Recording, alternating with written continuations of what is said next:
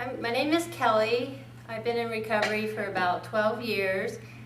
What brought me to recovery was I had very low self-esteem, a lot of feelings of jealousy, insecurity, and I had some problems getting along with people. I would tend to get into a lot of arguments, and so I went to a private counselor, and it was okay, but it didn't really help me. I needed some tools to use, so I found recovery in the newspaper. I saw a newspaper ad for recovery, and I started going. It really helped me because I learned a lot of tools that I could use to help me with my symptoms. And also the people were very supportive during the meetings. Some of my favorite tools that I used were be average. And this was kind of shocking to me because I was always told to try to be the best. You know, I had gotten straight A's sometimes, and this thought of being average was a little bit hard to get used to, but it really helped because if you just have to be average at something, it's easier to get started, and you can always try to improve your performance later, but all you have to be initially is average. The next thing I learned is to be group-minded. I admit that I was rather self-absorbed. Prior to joining recovery, I was just thinking about what was best for me. But recovery tells you to be group-minded. So every time you're thinking about what's best for the group, that's a recovery tool, and it's good to be group-minded.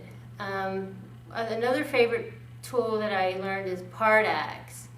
You only have to take baby steps and then endorse for every act that you do. So if you brush your teeth, you can endorse. If you get out of bed, you can endorse. To break tasks into very small manageable parts has been very comforting, one of my favorite tools. Another one is controlling your speech muscles, and that's helped me with the tendency to want to get into arguments and try to prove that I'm right. I can just sit and be quiet. And another favorite tool is it was kind of a hard one to get used to, but an insincere gesture of goodwill is better than a sincere gesture of hostility. And that was kind of hard to get used to because I always thought it was best to be sincere.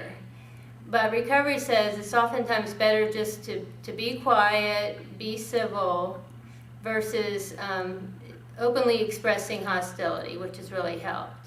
And since recovery, prior to recovery, I didn't have jobs for very long, but since I've joined recovery, I've been in the same job for 12 years. Now I'm an assistant leader and treasurer for my group, and I've gotten involved with publicity for recovery and leadership in recovery. So it's really helped me a lot, and I would encourage anyone to use the program, to learn about it. You don't have to be diagnosed with a disorder. I think it could help anyone, so thank you.